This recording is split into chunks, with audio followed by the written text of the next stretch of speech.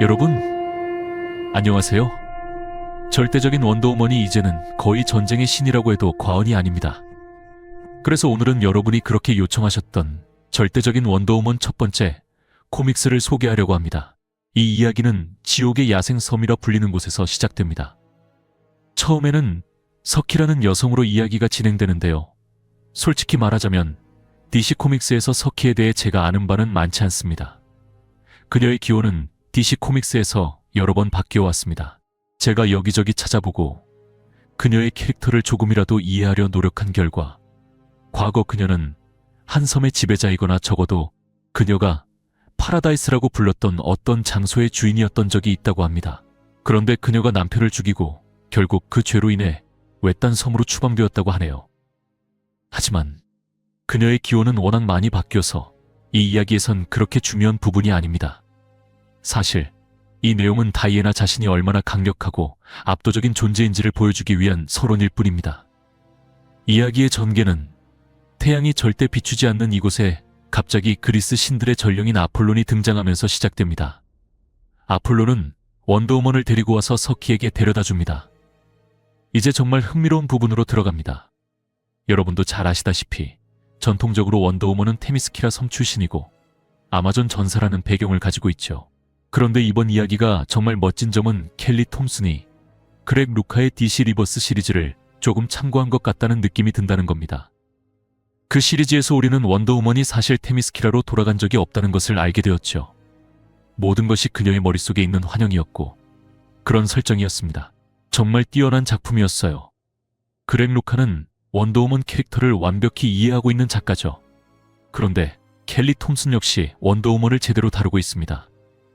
아폴론이 다이애나를 서키에게 데려다 주자 서키는 이렇게 묻습니다. 왜 아기를 여기로 데려왔지? 그녀는 이어 질문합니다. 이런 곳에 데려오는 게 무슨 의미가 있지? 여기는 형벌의 장소야. 도대체 이 아기가 무슨 잘못을 했기에 이런 형벌을 받아야 하지?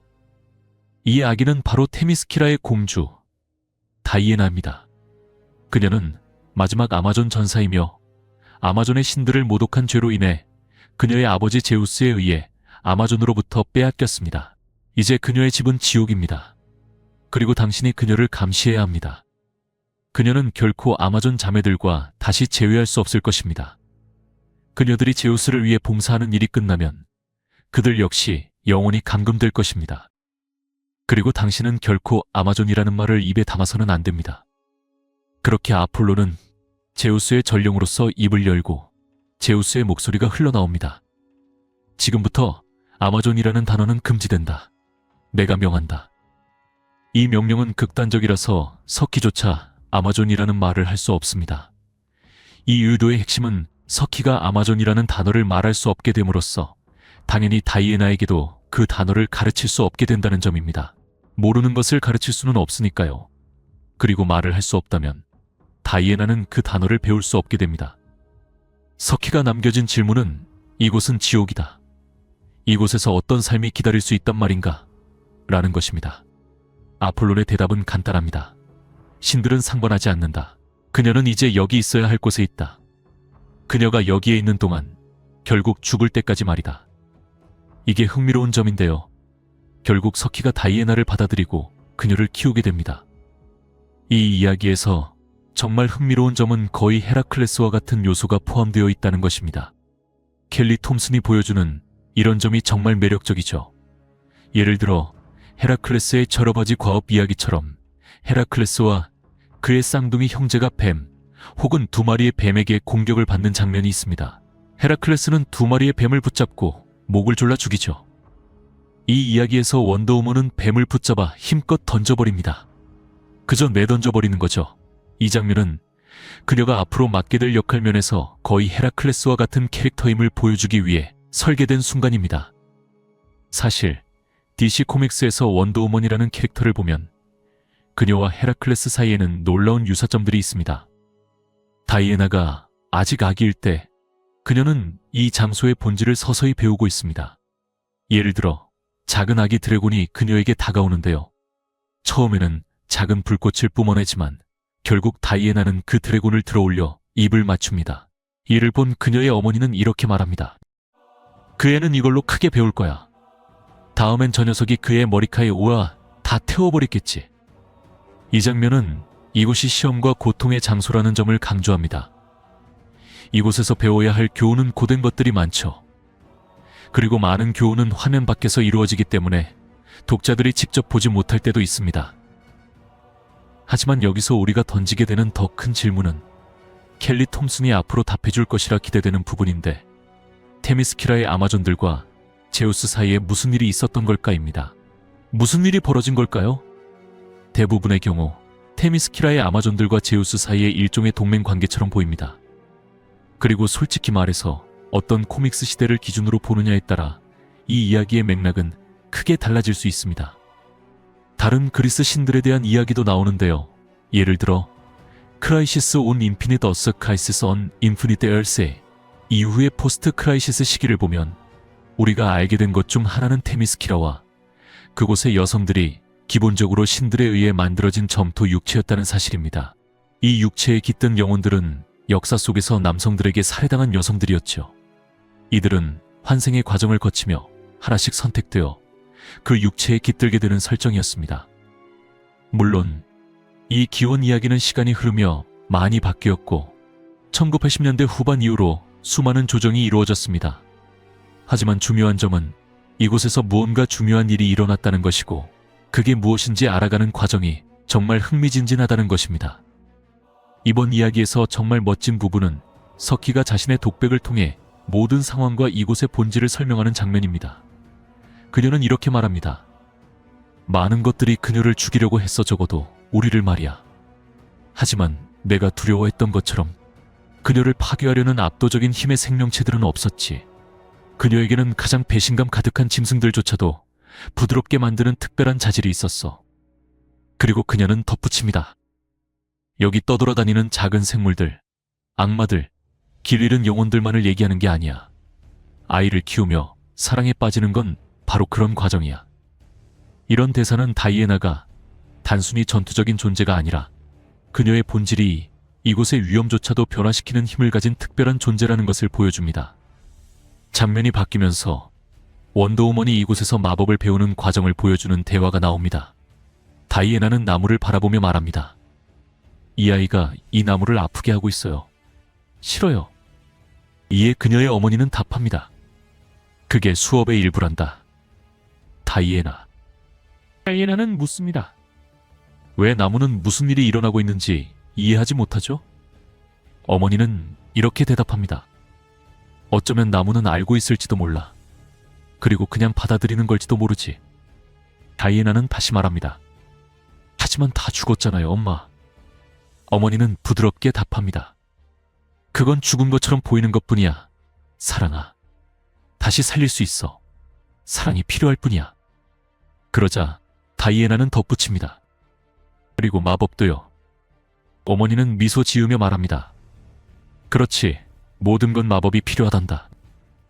이 장면은 정말 흥미로운 교훈을 담고 있습니다. 이 대화는 어딘가 어린아이 같은 철학을 담고 있습니다. 공격받았을 때 스스로를 방어하려는 것이 자연스러운 일이라는 점에서 그렇습니다. 이는 단순히 인간 본능일 뿐이죠. 그런데 다이애나의 어머니는 더 깊은 교훈을 전하며 세상에 죽음처럼 보이는 것들도 다시 살아날 수 있음을, 그것이 사랑과 마법 같은 특별한 힘을 통해 가능함을 가르치고 있습니다. 그렇죠. 보통 사람은 가만히 앉아서 공격을 당하지 않습니다. 본능적으로 자신을 방어하거나 도망치는 선택을 하죠. 하지만 이 교훈에서 나무가 자신이 공격당하도록 내버려 두는 것은 운명론을 상징하는 듯합니다. 자신의 운명을 받아들이고 존재의 거대한 우주 속에서 자신의 위치를 인지하며 모든 죽음은 결국 다시 돌아온다는 사실을 이해하는 것을 보여줍니다. 어쩌면 이 내용이 실제 그리스 신화 이야기를 참조한 것일 수도 있습니다. 하지만 제가 그리스 신화에 대해 깊이 알지 못해서 어떤 이야기일지는 확신할 수 없습니다. 이후 이야기는 다이애나가 아마존이라는 단어의 본질에 대해 배우는 교훈으로 넘어갑니다. 다이애나는 이렇게 말합니다. 어머니, 어떤 단어가 있어요? 어머니는 대답합니다. 어떤 단어니? 다이애나는 이어서 묻습니다. 이 단어를 아세요? 어머니는 되묻습니다. 그게 무엇이니? 아직 말하지 않았잖니. 다이애나는 망설이며 말합니다. 이게 정말 단어인지 잘 모르겠어요. 이에 어머니는 답합니다. 네가 말하면 그건 진짜가 되는 거란다. 다이애나는 약간 혼란스러워하며 말합니다. 그래요, 아마도요. 이 대화는 아마존이라는 단어에 대한 암시를 담고 있습니다. 다이애나는 아직 그 단어를 정확히 알지 못하지만 그것이 그녀에게 중요하고 의미 있는 개념임을 깨닫기 시작합니다. 이 이야기에서 정말 멋진 점 중 하나는 시간이 지나면서 다이애나에게 점점 더 강한 끌림이 생긴다는 겁니다. 아마존으로서의 정체성이 그녀 본연의 일부라는 생각이 점점 더 명확해지는 거죠. 이는 매우 흥미로운 철학적 아이디어로 이후에 더 자세히 다룰 내용입니다. 이야기 속에서 원더우먼은 전갈꼬리를 가진 3개의 머리를 가진 호랑이 같은 생물을 길들이는 장면이 나옵니다. 다이애나는 그 생물에게 이렇게 말합니다. 합리적으로 생각해봐. 오늘 꼭 죽을 필요는 없잖아. 이 장면은 전사의 교훈, 즉 전사의 정신을 상징합니다. 다이애나의 전사적인 면모를 정말 좋아하지만 동시에 그녀는 이곳에서 마법도 배우고 있습니다. 그러다 이야기는 다이애나와 그녀의 어머니 사이의 대화로 전환됩니다. 다이애나는 말합니다. 그 단어에 대해 다시 물어보고 싶어요. 어머니는 대답합니다. 그래, 네가 그 질문을 할 거라고 생각했단다. 다이애나는 계속해서 이야기합니다. 이건 저에게 정말 중요해요. 꼭 알고 싶어요. 하지만 결국 다이애나는 그 단어를 말하지 못하거나 혹은 그 단어 자체의 본질 때문에 두려움을 느낍니다. 그녀는 그 단어가 무엇을 의미하는지 이해하지 못하기 때문입니다. 이 두려움의 근본은 바로 이해 부족에 있습니다. 무슨 일이 일어날지 몰라요. 그래서 이걸 하는 게 무서워요. 이런 느낌이죠. 이 장면은 다이애나가 단순한 전사가 아니라 두려움을 극복하고 진정한 자신을 찾아가는 과정을 통해 더 깊은 인물로 성장하는 모습을 보여줍니다. 만약 우리가 하는 모든 행동과 말의 결과를 미리 알 수 있다면 두려움이라는 감정은 존재하지 않을 것입니다. 왜냐하면 우리는 미지의 것을 피하기 위해 정확히 무엇을 해야 할지 알게 될 테니까요. 그래서 다이애나는 이렇게 말합니다. 저는 이게 두려워요. 어머니는 이렇게 답합니다. 아니야. 넌 단어가 두려운 게 아니야. 그 단어를 말했을 때 생길 변화가 두려운 거야. 그 단어를 말하면 네가 너 자신에 대해 알고 있는 모든 것과 이곳에 대해 알고 있는 모든 것이 변할 거라는 걸 네 마음 깊은 곳에서 알고 있기 때문이지. 다이애나는 묻습니다.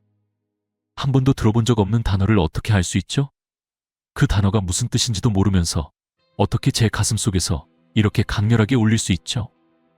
어머니는 대답합니다. 그 단어를 말해봐. 그리고 덧붙입니다. 그 단어를 말하고 그것이 바로 네 자신임을 알아. 다이애나는 조용히 입을 열어 말합니다. 아마존! 이 장면은 정말 놀라운 순간입니다.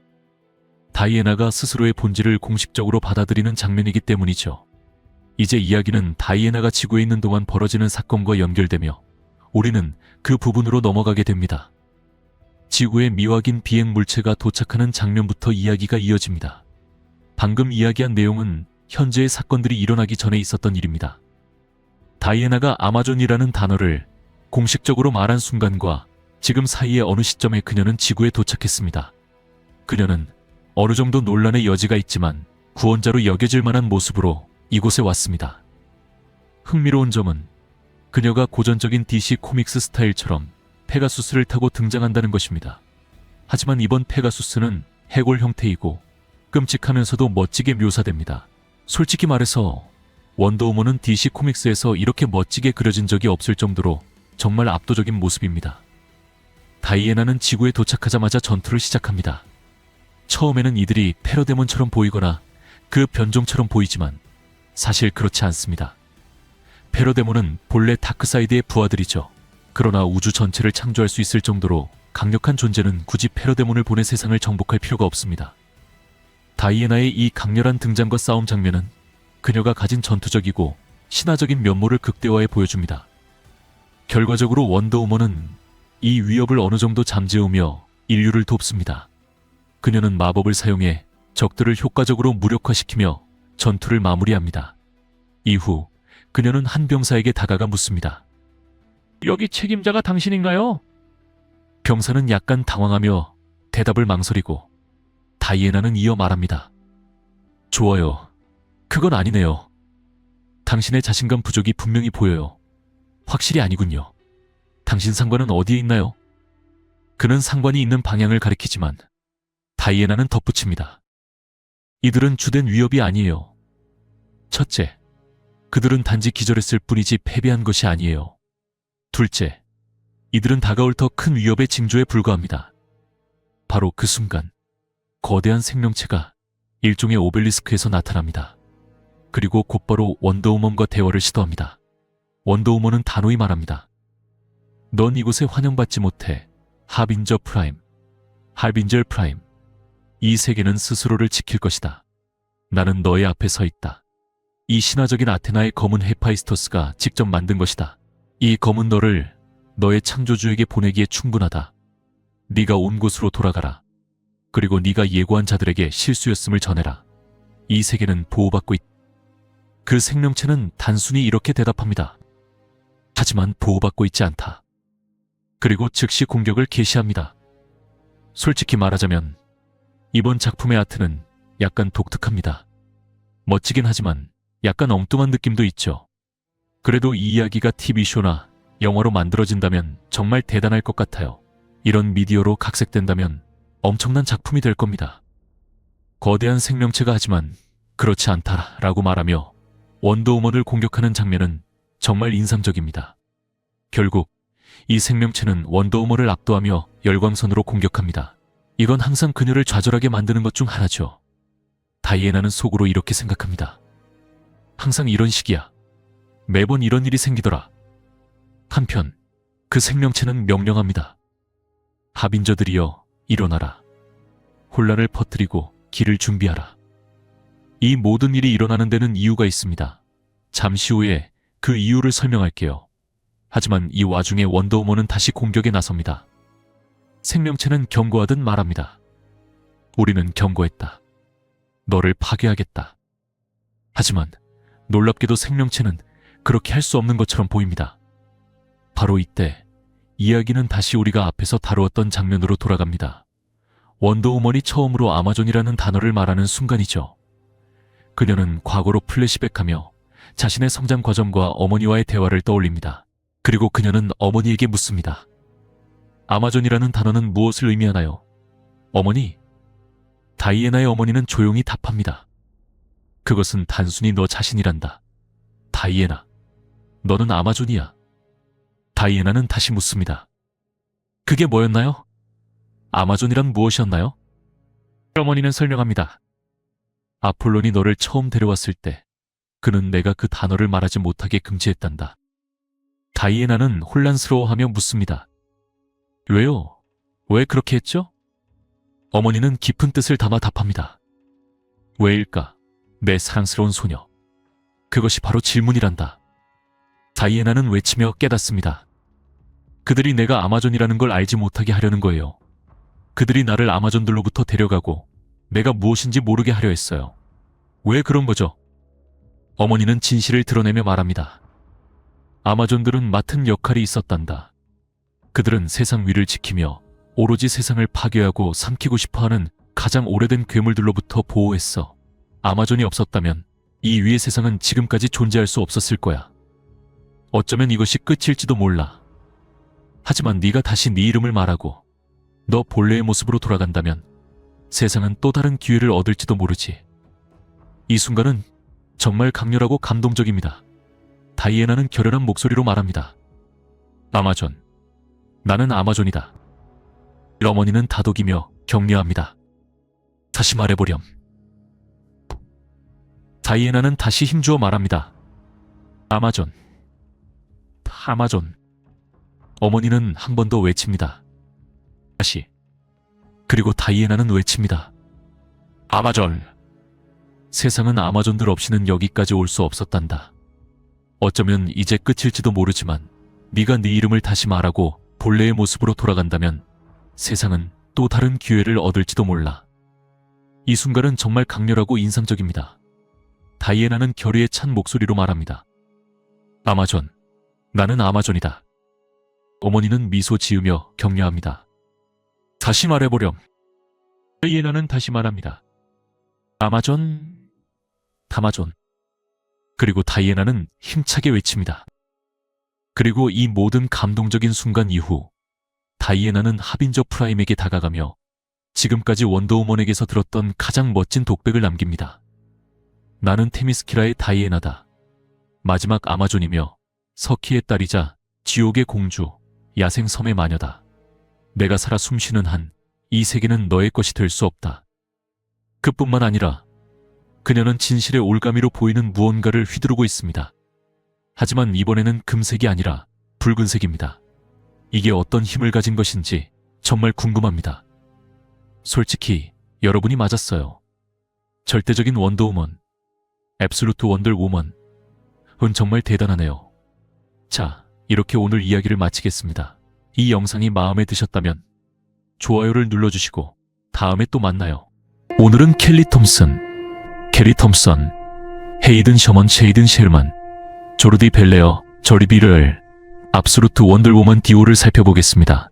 다이애나가 게이트웨이 시티로 향하는 임무는 계속되며 원더우먼과 하빈저 프라임, 하빈젤 프라임의 전투가 뉴스에 보도되면서 그녀의 존재가 전 세계에 알려집니다.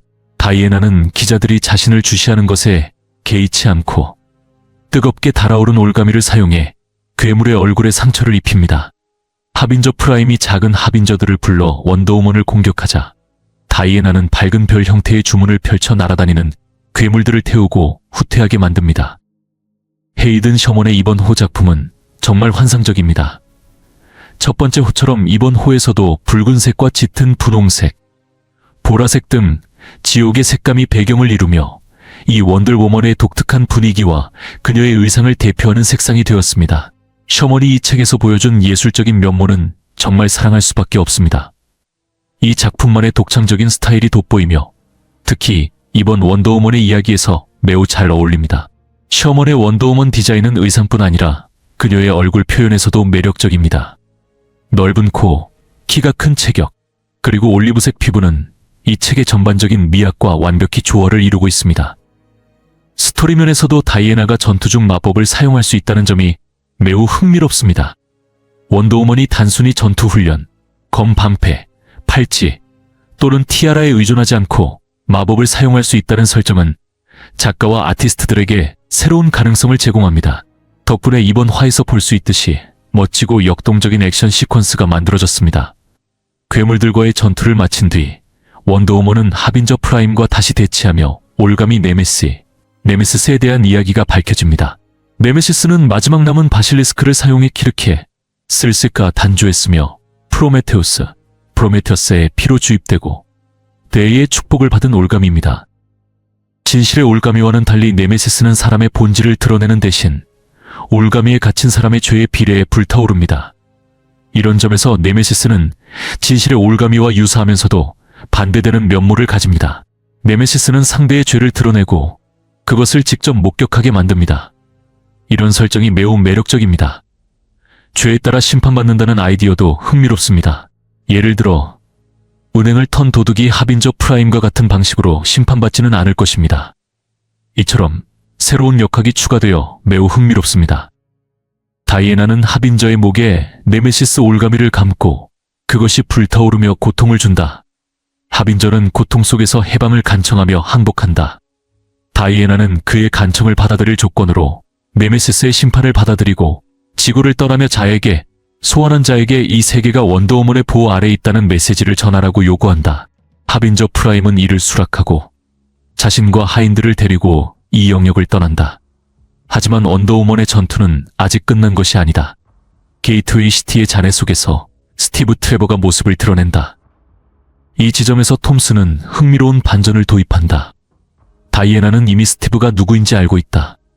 이로 인해 이번 호의 주요 내용은 다이애나와 스티브가 처음 만났던 과거를 회상하는 플래시백으로 전개된다.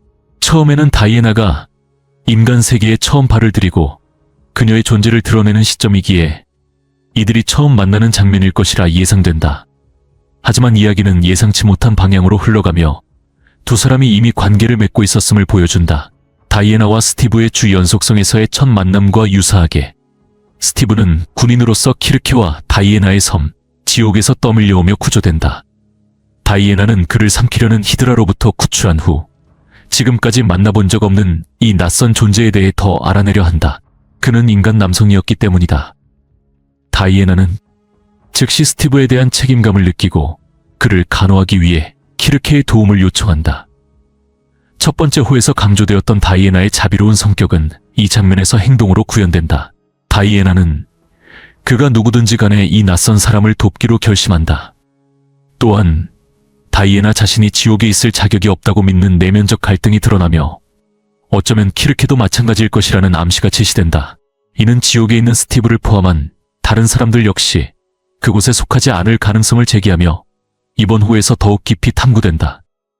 스티브는 마침내 의식을 회복하고 다이애나는 그에게 신중하게 사실을 알리려 한다. 그는 지옥에 있다는 것이다. 스티브가 이를 받아들이며 자신이 지옥에 있다는 사실을 깨닫는 과정을 보는 것은 흥미롭다. 그는 자신이 죽어야만 지옥에 올 수 있었다는 사실을 깨닫고 이를 계기로 자신의 삶을 되돌아보며 어떤 잘못으로 지옥에 오게 되었는지 자문하며 실존적 위기를 겪는다. 한편 다이애나는 스티브가 자신에게 보내진 선물일지도 모른다는 생각을 하게 된다. 어쩌면 그녀를 위해 아니면 그녀와 키르케를 위해 보내졌을 수도 있다는 것이다.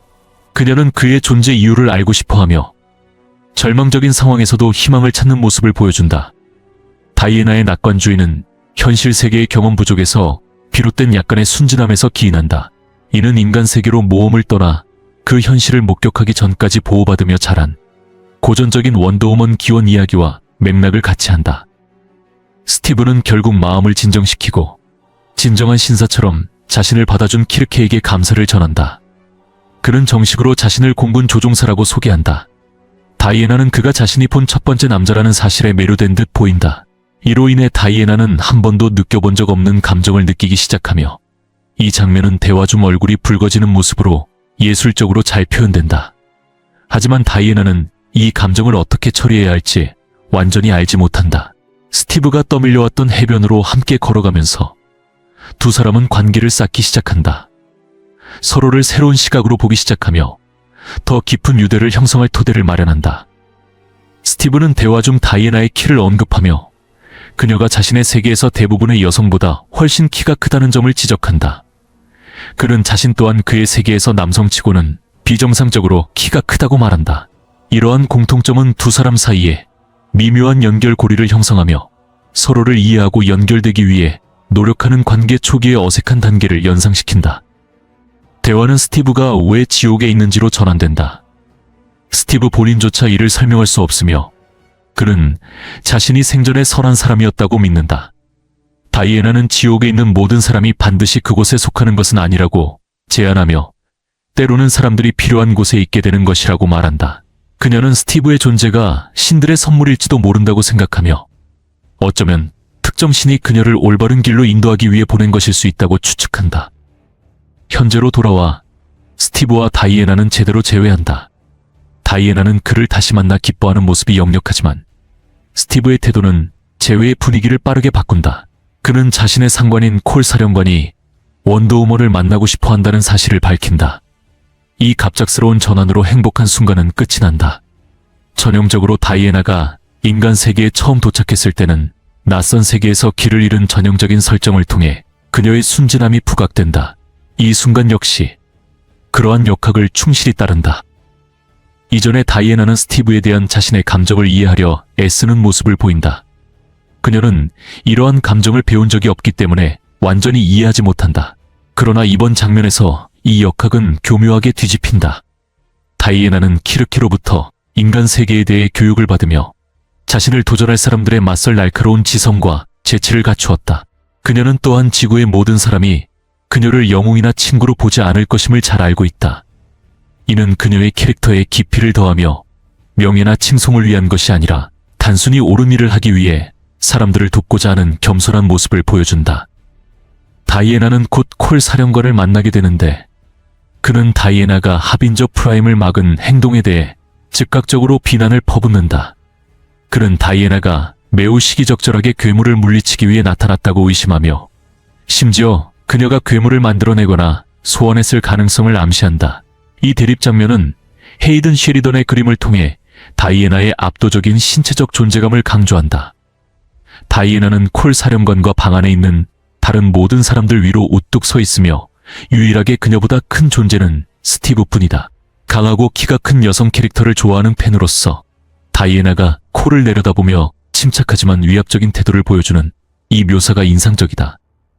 콜의 비난과 분노에도 불구하고 다이애나는 전혀 흔들리지 않는다. 그녀는 다가올 위험에 대비하기 위해 그와 그의 팀과 협력할 의사가 있음을 밝히지만 군대의 규칙이나 군산복합체에 얽매이는 것은 결코 수용하지 않을 것이라고 단호히 말한다. 주도권을 준 다이애나는 작전을 설명하며 스티브와 다른 사람들에게 괴물이 다시 돌아오기 전에 도시의 한 블록을 대피시켜야 한다고 알린다. 그녀는 이를 위해 1시간의 기한을 정하며 작전에 긴박감을 더한다. 콜 사령관은 이번에는 스티브가 다이애나를 돕는 것에 대해 분노를 표출하며 그의 화살을 돌린다. 이때 다이애나는 직접 나서서 콜을 강하게 대면한다. 그녀는 그에게 접근 방식을 다시 생각하라고 충고하며 자신들과 스티브가 그의 작전을 방해하려는 것이 아니라 돕기 위해 이곳에 있다는 점을 상기시킨다. 이 장면은 스티브를 향한 다이애나의 보호적인 태도를 보여주며 그를 특별하게 여기고 있음을 드러낸다. 대립이 끝난 후 다이애나는 페가수스를 먹이기 위해 자리를 뜨고 스티브가 그녀를 따라간다. 두 사람은 신화 속 날개 달린 말을 이야기하며 유대감을 쌓고 톰슨은 스티브가 지옥에서 어떻게 탈출했는지에 대한 신비를 암시한다. 여기에는 마법과 희생이 관련되었을 가능성이 있으며 키르케가 스티브를 되살리기 위해 자신을 희생했을 수도 있다는 추측을 불러일으킨다. 만약 이것이 사실이라면 이는 다이애나에게 남긴 키르케의 마지막 선물일 수 있으며 스티브와 함께 다이애나가 세상으로 나아가도록 돕는 사랑의 행위일지도 모른다. 스티브가 섬에 떠밀려온 후 다이애나와 함께 인간 세계로 돌아가는 모습은 흥미로운 대조를 이룰 것이다. 이는 이야기에 흥미를 더하며 현재 서사에서 모습을 드러내지 않은 키르케가 앞으로 어떤 역할을 하게 될지에 대한 기대감을 높인다. 플래시백에서만 등장한 키르케의 행보에 대해 톰슨이 어떤 계획을 세우고 있을지 궁금하다. 다이애나는 또한 곧 다른 영웅들이 세계의 군대와 협력하며 세상을 구하기 위해 나타날 것이라고 믿는다고 언급한다. 이미 압솔루트 슈퍼맨과 압솔루트 빛반에서 이러한 현상이 시작되었으며 이 세계의 더 많은 요소들이 모습을 드러내고 있다. 앞으로 디 플래시 만헌터, 그린 랜턴 같은 책들이 추가되면서 이 영웅들이 하나로 뭉쳐야 할 거대한 위협이 등장할 가능성이 보인다. 이러한 순간이 점점 가까워지고 있는 듯하다. 그들의 대화는 곧 페가수스의 등장으로 중단되고 다이애나는 도시 곳곳에 울려 퍼지는 날카로운 소리를 듣게 된다. 이 소리는 결국 스티브와 다른 병사들에게도 다 그들을 고통 속에 휘청거리게 만든다. 한편 다이애나는 테트라이드 에라는 존재와 대면한다.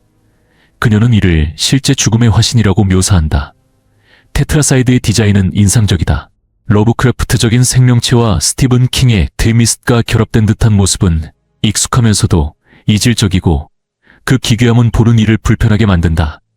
거대하고 압도적인 그 형상은 작은 원더우먼과 대비되며 그녀가 직면한 도전을 극적으로 부각한다. 헤이든의 묘사는 이 괴물이 얼마나 거대한 위협인지 생생히 전달하며 다이애나가 감당해야 할 시련의 규모를 강조한다.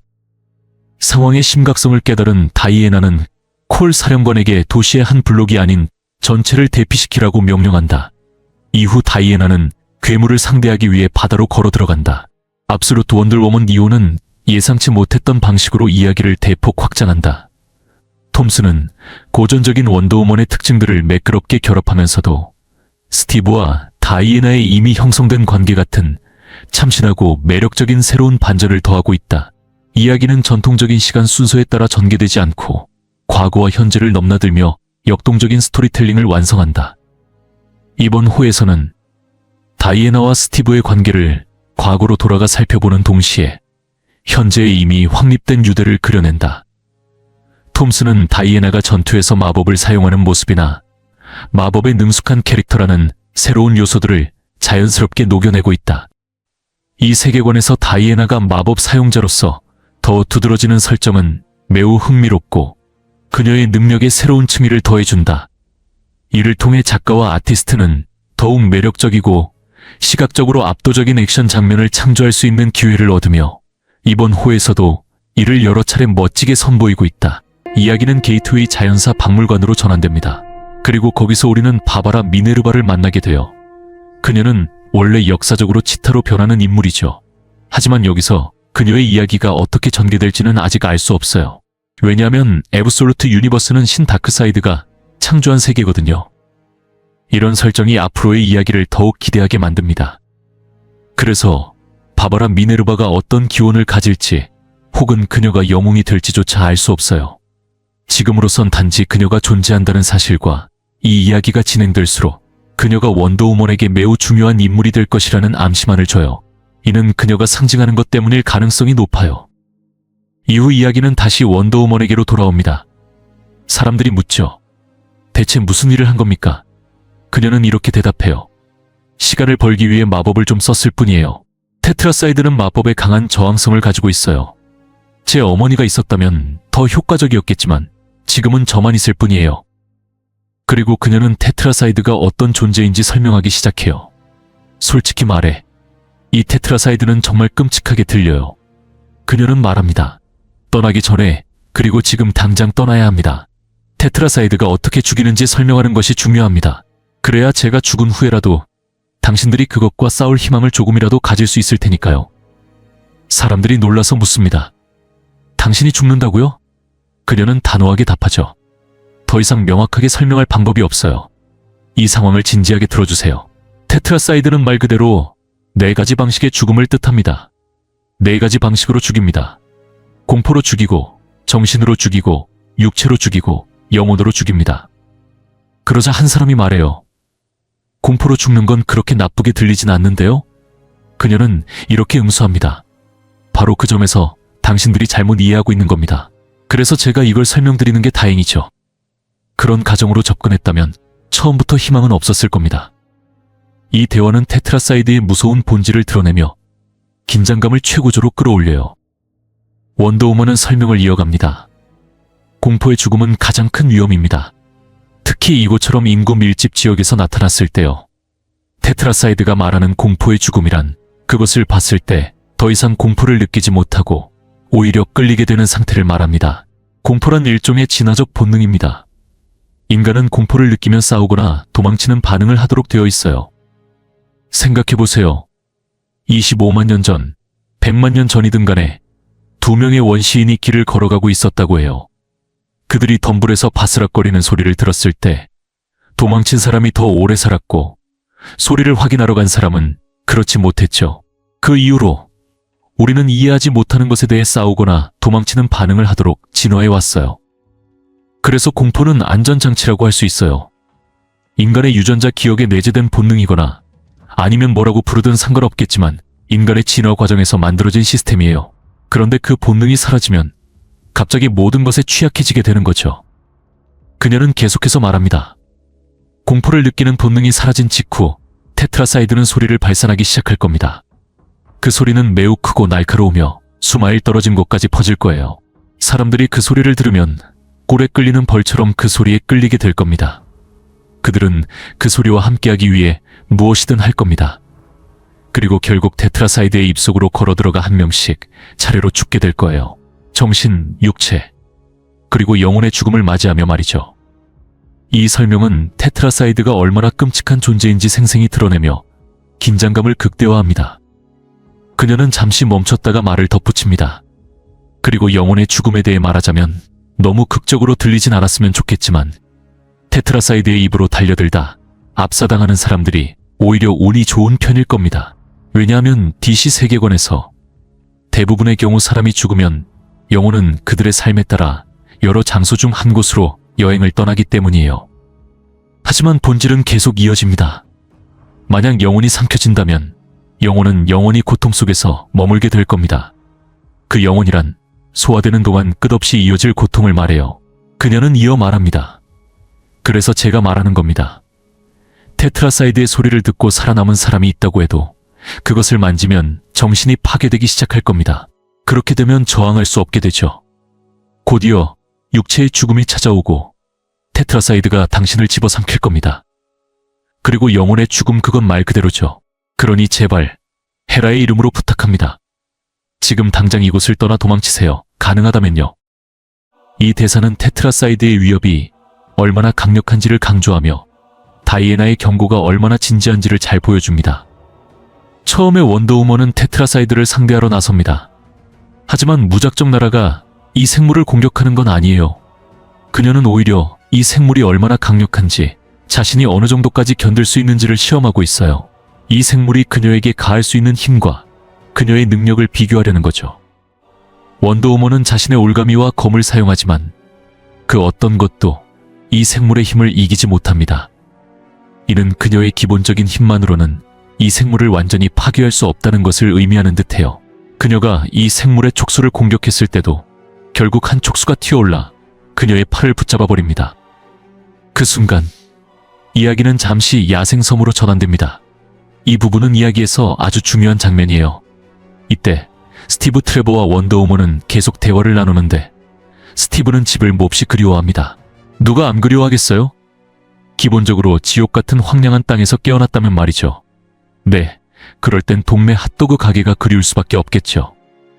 결국 원더우먼은 마법 책을 발견하게 됩니다. 그녀는 마법에 대한 지식을 가지고 있어 책의 내용을 이해할 수 있었어요. 이후 그녀는 스티브 트레버에게 밖으로 나가 자신을 위해 무언가를 해달라고 부탁합니다. 그런 다음 그녀는 책을 어머니에게 보여주며 말해요. 스티브를 집으로 돌려보낼 방법을 찾았어요. 그는 여기에 있어서는 안 돼요. 그때 그녀의 어머니가 대답합니다. 안 돼, 안 돼, 안 돼. 네가 지금 다루고 있는 게 뭔지 모르겠구나. 라고 말하며 이어갑니다. 이 책은 희생을 요구해. 네가 기꺼이 치르려는 희생은 작은 게 아니야. 다이애나는 단호하게 대답하죠. 알아요. 책을 읽어봤으니까요. 저는 그 희생을 감수할 준비가 되어 있어요. 그러자 어머니는 다시 말합니다. 그렇다면 네가 요청받고 있는 희생이 무엇인지 제대로 이해하지 못한 거야. 그러나 다이애나는 굳게 말합니다. 이해하고 있어요. 그날 밤 어머니는 잠에서 깨어 다이애나가 바닥에 앉아 책을 다시 읽고 있는 것을 발견합니다. 그 순간은 매우 인상적이에요. 어머니는 다이애나가 이 일을 해야 한다는 생각을 멈출 수 없었다는 것을 깨닫습니다. 다이애나의 입장에서 스티브 트레버는 단순히 하나의 시험 같은 존재였어요. 어머니가 그녀에게 넌 이미 훌륭한 전사이며 앞으로 더 위대한 전사가 될 운명을 가졌다 고 말한다면 그녀는 첫 시험에서 실패할 수 없다고 생각한 겁니다. 그녀의 섬 해변에 한 신비로운 남자가 떠밀려왔습니다. 그녀는 그를 집으로 보낼 방법을 알고 있고 그게 자신을 희생해야 한다고 해도 마다하지 않아요. 다이애나는 실패하지 않을 겁니다.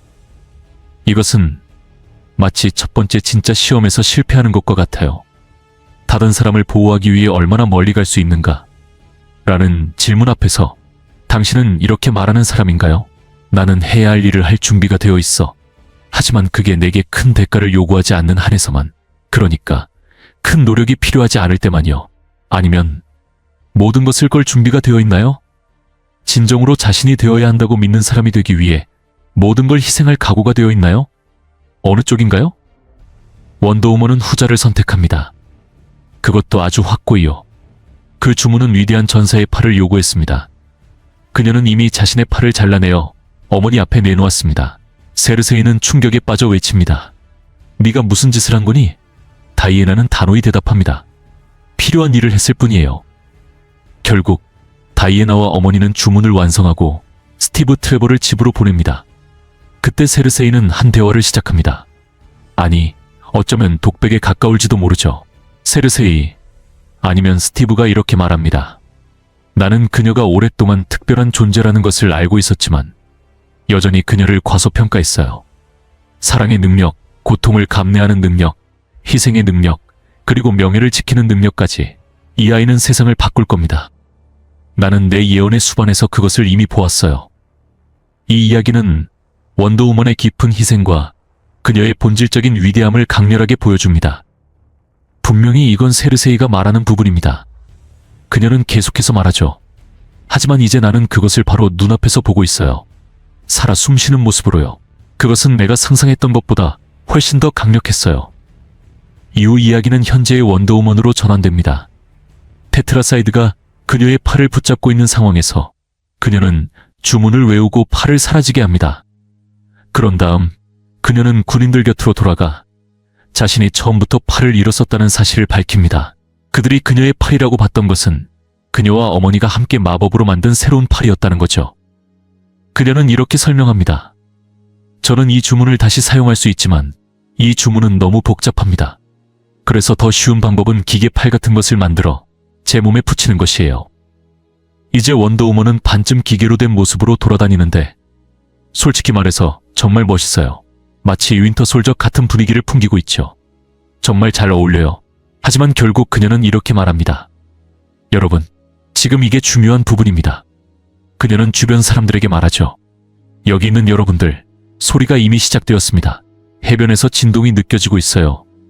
지금 당장 움직이지 않으면 다음번에 제가 여러분을 볼 때 여러분은 서로를 밟고 넘어가며 잡아먹히려고 할 겁니다. 케카테의 이름으로 부탁이니 더 빨리 움직이세요. 원더우먼의 단호한 태도와 기계팔의 강렬한 모습은 이야기를 더욱 흥미롭고 긴장감 있게 만들어줍니다. 처음에 스티브는 단호하게 말합니다. 싫어, 난 그렇게 못해. 너를 여기 혼자 두고 떠날 수 없어. 그러자 다이애나는 이렇게 답하죠. 그 마음은 고마워요. 내가 당신을 살리기 위해 희생한 걸 알고 당신도 내 생명을 구하기 위해 희생하려는 걸 인정해요. 하지만 이해하세요. 당신이 하려는 희생에는 아무런 명예가 없어요. 여기 그냥 머물다가 공격받고 결국 거대한 괴물의 입속으로 걸어들어가 이 도시의 모든 사람들과 함께 죽게 될 뿐이에요. 당신이 날 보호할 방법은 없습니다. 왜냐하면 이건 당신의 한계를 넘어서기 때문이에요. 그녀는 설명합니다. 결국 스티브는 다른 사람들과 함께 도시 대피를 시작하는데 협력하게 됩니다. 그동안 원더우먼은 그 지역을 벗어나기 시작하고 그때 바로 바바라 미네르바와 마주치게 돼요. 바바라는 그녀를 원더우먼이라고 부릅니다. 이유는 아마존들이 자신들 중 가장 위대한 이를 부르는 호칭이 바로 원더우먼이기 때문이에요. 바바라는 원더우먼이 아마존 출신이라고 믿고 있습니다. 물론 다이애나는 아마존으로 태어나 갓난아기 시절에 지옥으로 보내져 세르세이에 의해 자랐죠. 결국 바바라는 원더우먼이 속한 문화, 즉 아마존 문화에 대해 방대한 지식을 가지고 있어요. 다이애나가 전혀 알지 못하는 부분이죠. 이는 원더우먼에게 바바라에 대해 더 알고 싶어지는 계기가 됩니다. 바바라는 아마존 문화에 대한 통찰을 제공할 수 있을 것이며 이는 지구에서 신화로 여겨지는 이야기입니다. 신화이기에 모든 인류가 그 존재를 믿는 것도 아니죠. 다이애나는 바바라의 지식을 기반으로 자신의 뿌리와 그녀의 민족을 찾아가는 여정을 시작할 수도 있습니다. 이 설정은 켈리 톰슨이 바바라 미네르바의 캐릭터 중요성을 확립하기 위한 기초를 깔아주는 역할을 합니다. 이는 두 사람이 협력하게 되는 길을 열어주며 궁극적으로 바바라가 치타, 시터, 프로 변모하는 이야기를 향한 여정을 암시합니다. 현재 테트라사이드의 소리가 울리기 시작하며 원더우먼은 공격을 감행합니다. 그녀는 강렬한 결의를 담아 이렇게 외칩니다. 이건 헛된 일이야. 나는 테트라사이드와 맞서다 죽고 이 사람들을 위해 싸울 사람은 아무도 남지 않을 거야. 소리가 시작되면 그들은 무슨 수를 써서라도 끔찍한 최후를 맞이하려 서로를 짓밟을 거야. 하지만 다른 길이 없어. 올감이 뭔가 확실한 도구가 필요해. 내 마법만으로는 두꺼운 가죽을 가진 테트라사이드를 이길 수 없어. 그리고 그녀는 생각에 잠깁니다. 그렇지만 만약 이것이 제가 애브솔루트 원더우먼을 좋아하는 이유 중 하나입니다. 메인 DC 유니버스의 원더우먼이 무능하다거나 덜 똑똑하다는 뜻은 아니에요. 그녀는 매우 똑똑하고 유능하죠. 하지만 애브솔루트 원더우먼은 항상 기존의 틀을 벗어나 사고하며 메인 유니버스의 원더우먼보다 훨씬 자주 마법을 사용합니다. 다이애나는 다음으로 해변에서 사건을 방송 중인 뉴스 앵커들을 찾아가 그들에게 말합니다. 당신들의 도움이 필요해요. 그러고 나서 그녀는 자신의 주변에 일종의 마법 장치 펜타그램 혹은 다른 무언가를 만들고 주문을 외우기 시작합니다. 이것은 원더우먼의 뛰어난 전략 중 하나입니다. 그녀는 뉴스 방송을 보고 있는 모든 사람들에게 직접 말하기 시작합니다. 안녕하세요, 게이트웨이 시티 시민 여러분. 저는 다이애나입니다. 저는 여러분의 도시를 구하기 위해 여러분의 도움이 필요합니다. 해변에는 테트라사이드라는 끔찍한 괴물이 있습니다. 저는 그것과 싸우고 있지만 너무 강력해서 혼자 감당하기 어렵습니다. 군대는 대피를 시도 중이지만 시간이 충분하지 않습니다. 곧 테트라사이드는 소리를 발산할 겁니다. 그 소리는 여러분을 그것에게 희생하도록 강요할 겁니다. 이 말을 듣기 어렵고 이해하기 힘들겠지만 여러분을 그런 운명에서 구하기 위해 저는 잠시 여러분 모두를 귀머거리로 만들 것입니다. 도시 전체를요. 이것은 정말 영리한 선택입니다. 소리가 사람들을 끌어들이는 원인이라면 그들의 청각을 차단하면 됩니다. 그녀는 말을 이어갑니다. 많은 분들이 제 말을 믿지 않을 겁니다. 하지만 곧 여러분은 믿게 될 겁니다. 공포와 그것이 가져오는 혼란은 테트라사이드만큼이나 치명적입니다. 그래서 저는 여러분이 침착하시길 바랍니다. 지금 이 메시지를 듣고 있는 여러분은 주변의 친구와 이웃을 도와주셔야 합니다. 친절과 연민만이 우리를 구할 수 있습니다. 저는 여러분의 도시를 구하기 위해 왔습니다. 하지만 오늘은 여러분 각자가 스스로 도시를 구해야 할 것 같습니다. 저는 여러분이 해낼 수 있다고 믿습니다. 원더우먼은 여러분을 믿습니다. 그 말과 함께 그녀는 도시 전체를 대상으로 주문을 걸어 모든 사람들의 청각을 차단합니다. 이제 테트라사이드와의 싸움은 그녀 혼자 감당해야 할 일이 되었고 이 다음 이야기는 다음 영상에서 다루게 될 겁니다. 여기까지 함께 해주셔서 감사합니다. 말씀드렸죠. 애브솔루트 원더우먼은 정말 놀라운 캐릭터입니다. 사실 여러분이 먼저 이 시리즈가 대단하다고 추천해 주셨고 정말 맞는 말이었어요. 이 이야기는 게이트웨이 시티에서 시작됩니다. 이 도시는 테트라사이드라는 괴물이 공격 중인데 이 괴물은 두려움의 소리를 먹고 힘을 얻습니다. 그래서 원더우먼은 모두가 아무 소리도 들을 수 없도록 마법을 걸어 도시 사람들을 청각 장애 상태로 만들었습니다. 이렇게 하면 테트라사이드가 두려움의 소리를 흡수하지 못하게 됩니다. 왜냐하면 테트라사이드가 방출하는 소리 자체가 두려움을 느끼게 만드는 원인입니다. 처음 이야기는 두 소녀가 글로 의사소통을 하는 장면으로 시작됩니다. 이 중 한 소녀는 나중에 원더우먼 신화에서 매우 중요한 인물이 될 예정입니다. 그녀는 밖으로 나가 위험에 처한 사람들을 돕고자 하지만 문을 여는 순간 원더우먼과 스티브 트레버가 나타납니다. 스티브는 그녀를 에타라고 부르며 인사를 건넵니다. 에타는 많은 사람들이 겔 가돛이 출연한 원더우먼 영화에서 기억하는 캐릭터일 겁니다. 하지만 영화 속 에타는 다소 익살스러운 성격으로 묘사되었지만 실제로 그녀는 코믹스에서 훨씬 더 진지한 캐릭터로 그려집니다. 특히 뉴 원 뉴스움, 이오버스미 시리즈 이후로 에타는 미국 군대 출신으로 원더우먼과 매우 가까운 친구로 묘사됩니다. 대화가 진행되면서 에타는 마법이 풀린 건 아닌지 걱정합니다. 내가 당신 말을 들을 수 있다는 건 테트라사이드의 소리를 다시 들을 수도 있다는 거 아닌가요? 라고 묻자 원더우먼은 괜찮다. 이곳에서는 잠시 마법이 풀렸을 뿐이고 여전히 안전하다고 안심시킵니다. 원더우먼은 마법에 필요한 재료들을 구해야 했고 에타는 마법과 관련된 물품들을 가지고 있었습니다. 에타가 마법을 완전히 익힌 사람은 아니었지만 그녀의 오컬트, 초자연적인 것에 대한 관심과 지식이 원더우먼에게 필요한 자원을 제공할 수 있었습니다. 원더우먼은 에타에게 블랙 월넛, 유카 루트, 위치스 알리아 루트, 버베인 등의 재료가 필요하다고 말합니다. 이 과정에서 원더우먼은 에타를 억압적으로 대하지 않고 부드럽고 친절한 태도를 유지합니다. 이 모습은 원더우먼의 전통적인 강인함과는 약간 다르게 절대 유니버스 압솔루트 유니버스, 이 세계가 기존 DC 유니버스보다 더 어둡고 가혹한 현실로 설정되어 있다는 점에서 흥미로운 대조를 이룹니다. 이 장면은 원더우먼의 인간적인 면모와 그녀의 결단력을 강조하며 앞으로의 이야기에 대한 기대를 높입니다.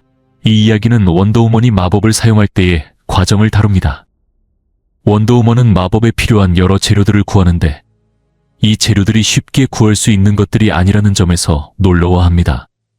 특히 원더우먼이 자란 와일드 아일은 모든 것들이 힘들게 구할 수 있는 곳인데 여기서는 그렇게 많은 재료들이 쉽게 준비되어 있다는 점에서 그녀는 당황스러워합니다. 와일드 아일은 한편으로는 많은 자원을 갖추고 있는 것 같지만 또 다른 한편으로는 마치 감옥 같은 느낌이 듭니다. 원더우먼은 재료들을 다 모은 후 마법을 시작하려고 합니다.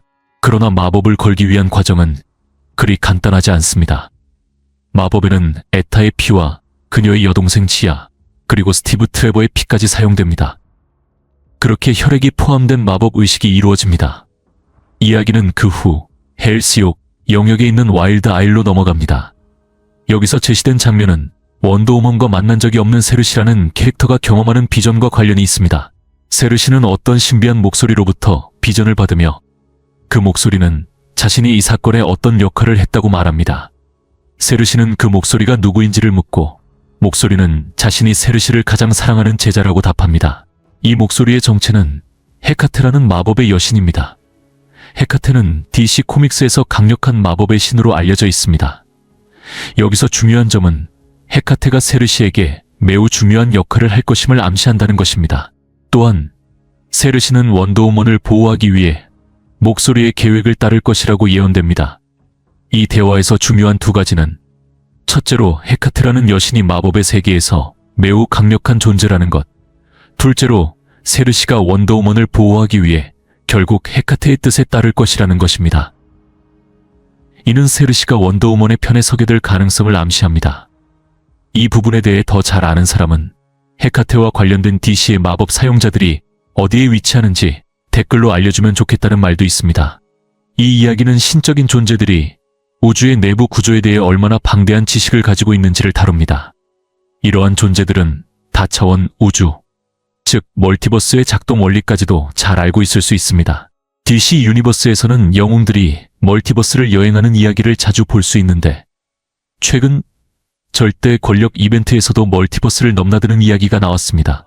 DC에서 멀티버스 여행은 매우 자유롭게 다루어지며 그로 인해 이 신들 또한 멀티버스의 작동 방식에 익숙할 것입니다. 이 이야기는 특히 헤카테가 다크사이드가 했던 일들을 알고 있을 가능성에 대해 언급합니다. 다크사이드가 멀티버스를 여행하며 여러 사람들을 죽이고 능력을 훔치고 결국 절대 유니버스를 만든 사건을 언급하는 것입니다. 이 이야기가 진행되는 동안 영웅들은 이 현실을 끝내거나 고칠 방법을 찾고 있을지도 모릅니다. 이런 큰 그림을 한 번 더 되새기면 이야기가 더 흥미롭게 다가옵니다. 다시 세르시로 넘어가면 그녀는 비전들이 계속 나타나기 시작했다고 말합니다. 그리고 그 비전 속에서 다이애나가 어떻게 세상에서 고통과 인내를 겪으며 신들의 큰 계획 속에서 중요한 역할을 하게 될 것인지를 봅니다. 세르시는 다이애나의 사랑이 변화를 일으키고 희생과 고통을 담은 마법이 결합된 최초의 올가미를 만들 계획을 세웁니다. 이 올가미는 다이애나의 사랑처럼 변화를 일으키고 세르시의 사랑처럼 사람들을 갇히게 만든다는 암시를 줍니다. 그리고 나서 마법이 완료된 후 다이애나는 두 팔을 모두 회복하며 이렇게 말합니다.